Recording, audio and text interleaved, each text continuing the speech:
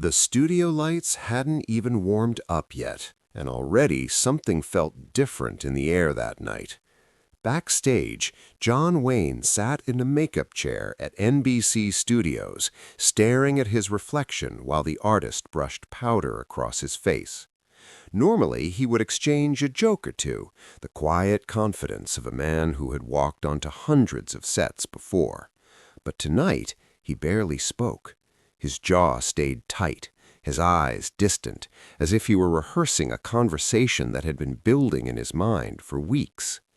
You could sense that something heavier than a routine appearance had brought him here. Wayne wasn't just another guest dropping by a late-night show. By 1968, he represented a kind of old-school authority in Hollywood, the embodiment of toughness, discipline, and an era when actors were expected to stand for something larger than themselves. And yet tonight, sitting just a few feet away on the set, was Dean Martin, America's effortless entertainer, the man who could turn charm into a career. From the outside, it looked like an ordinary television segment waiting to happen, but beneath that calm surface, Wayne carried a thought he had decided he could no longer keep quiet. And in a matter of minutes, 70 million viewers were about to hear it. To really understand the tension that was building that night, you have to understand the two men sitting only a few feet apart. On one side was John Wayne, a figure who had spent decades shaping what strength looked like on screen. His presence carried weight, not just because of the characters he played, but because audiences believed the man behind those characters stood for something real. Through countless westerns and war films, he had come to symbolize discipline, conviction, and a kind of moral certainty that many Americans admired during uncertain times. And then there was Dean Martin. If Wayne represented iron resolve, Martin represented ease. His voice, his humor, his relaxed swagger, it all felt effortless, as if success had simply followed him wherever he chose to go. Audiences loved him for exactly that reason. He didn't appear to struggle. He didn't seem burdened by the seriousness that defined so many other stars.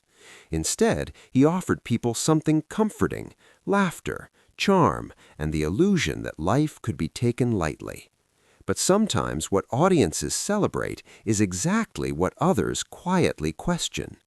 Wayne had spent a lifetime believing that art demanded discipline and purpose. To him, the craft of acting carried responsibility. And as he watched Martin glide through performances with that famous grin and the familiar carefree persona, a different interpretation began to take shape in his mind. Was it talent being used well, or talent being wasted? That question had been growing inside him for years, and tonight, sitting under the bright lights of live television, he had decided it was finally time to ask it out loud. Johnny Carson's voice tried to anchor the conversation, friendly as always, but the tension in the room was unmistakable. John Wayne leaned forward slightly, not aggressively, but with the unmistakable weight of conviction pressing into every word he spoke. When he looked at Dean Martin, it wasn't the glance of a co-star or a casual colleague. It was the look of a man who had carried disappointment, observation, and years of experience all at once, and he intended to lay it bare. "Dean," he began, voice steady but firm, "I've watched your work for decades, and I see a man with extraordinary talent choosing comfort over challenge. You could do more than this. You could be remarkable, but you hide it behind charm and ease." The studio, filled with millions of unseen viewers, fell into an almost tangible hush, the kind that makes every second stretch longer than it has any right to. Each word carved a space for reflection, for internal reckoning, and the curiosity in the room thickened. How would Dean Martin respond to being confronted so directly, so publicly, so without pretense? There was no room to hide behind laughter, no opportunity to deflect with jokes, because the force of Wayne's authority demanded attention, demanded honesty. As the critique unfolded, it escalated with precision, not personal in anger, but deeply personal in observation. It was not a fight, it was a mirror held up in front of someone millions adored, asking a question that could not be answered lightly. Are you living fully or merely performing for applause? The words hung in the air like a weight that no one in the room could move. Silence stretched long and unbroken, each second amplifying the intensity of what had just been said. Everyone instinctively leaned in, as if the act of watching could somehow coax a response from Dean Martin, who sat perfectly still, his expression unreadable yet attentive. Could he defend himself? Would he erupt with anger, dismissing decades of observation and authority in a single retort? The audience at home, unseen but imagined, held their collective breath along with the studio, suspended between expectation and uncertainty. The usual rhythm of conversation, the jokes, the easy laughter, the smooth transitions had vanished entirely, replaced by a charged pause that demanded reflection. Each heartbeat seemed magnified, every glance between the two men carrying more meaning than any scripted dialogue could contain. In this stillness, the true weight of the confrontation settled. Wayne had spoken truths few dared to voice, truths about talent, choices, and integrity, and now the world waited to see whether Martin would accept, deflect, or resist. How does a man respond when confronted not with hostility, but with honesty? That question, simple in appearance, yet monumental in consequence, lingered over the set. Every second of silence became a testament between the tension between expectation and reality, a space where character could reveal itself and the unexpected could finally emerge. Dean Martin's response didn't come as anyone expected. There was no flare of indignation, no defensive deflection, no sharp retort to protect his carefully cultivated image. Instead, he took a breath, calm and measured, and spoke with a quiet honesty that immediately shifted the energy in the room. "He's right," he said, and the simplicity of the admission carried more weight than any argument could. In that instant, the tension began to transform from confrontation to reflection, from accusation to revelation.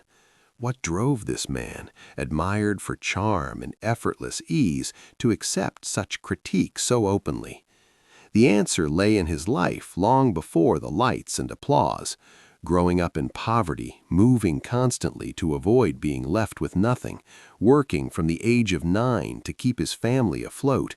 Every choice he had made, every persona he had adopted on stage had been guided by fear as much as by desire. Security, not glory, had dictated the path of his career. As he spoke, it became clear that his so-called drunk act and easy smile were shields, carefully constructed to protect him from returning to the uncertainty that had once defined his world. By admitting this publicly, he was doing something far harder than defending himself. He was inviting the audience into the truth of his vulnerability. The realization struck the viewers and Wayne alike. This was not arrogance, nor laziness, nor frivolity, but a human story of fear, strategy, and survival. And in that moment, admiration deepened, respect shifted, and the narrative everyone thought they knew about Dean Martin began to unravel, revealing a man willing to confront himself as openly as he had been confronted. Something shifted in the studio the moment Dean Martin spoke. The air, thick with tension only seconds before, seemed to breathe for the first time, as if Wayne himself could exhale and reconsider. For decades he had carried the weight of judgment, believing that talent wasted behind ease and charm was a betrayal of craft, a surrender to comfort. Yet here, faced with the quiet honesty of someone he had long underestimated, he found himself softening, reassessing. Could it be that his assumptions had obscured the truth of Martin's choices? In that stillness, vulnerability became the bridge between two very different men. Each word Martin offered, laced with sincerity and self-awareness, revealed not weakness but courage. The courage to admit fear, to confront decades of habit, to name the forces that had shaped his life and career. And Wayne, unaccustomed to witnessing such openness, recognized a reflection of his own struggles, his own moments of doubt hidden beneath the armor of reputation. The confrontation no longer felt like a challenge, it felt like an invitation to connection, a rare glimpse into shared humanity where previously there had only been critique. Understanding replaced judgment, empathy replaced expectation, and the room, both on set and in viewers' minds, seemed to recalibrate. Respect, once unilateral, had become mutual. The moment revealed that honesty, when met without deflection, could transform conflict into clarity, and that authority softened by insight carries far more weight than authority enforced through accusation.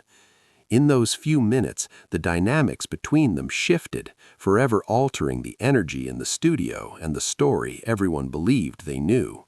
Long after the cameras stopped rolling and the applause faded, that night on television remained etched in memory, not for drama or spectacle, but for the honesty it revealed. Viewers and critics alike would recount it for decades, fascinated not by a performance, but by the rare courage it displayed. The courage to speak truth plainly, and the courage to receive it without defensiveness.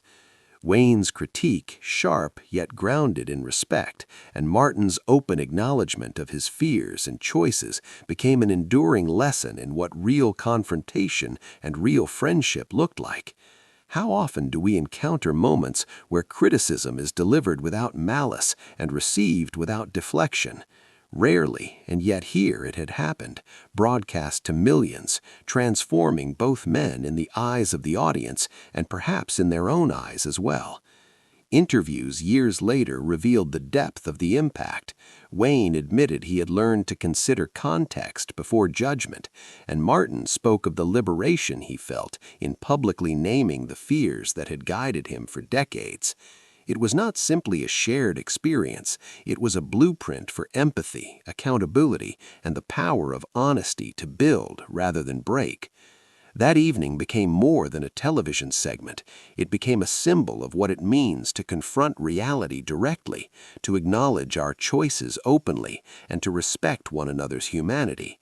And perhaps the most enduring lesson of all is this: the willingness to tell and to hear hard truths, handled with care, can create connection where conflict once stood.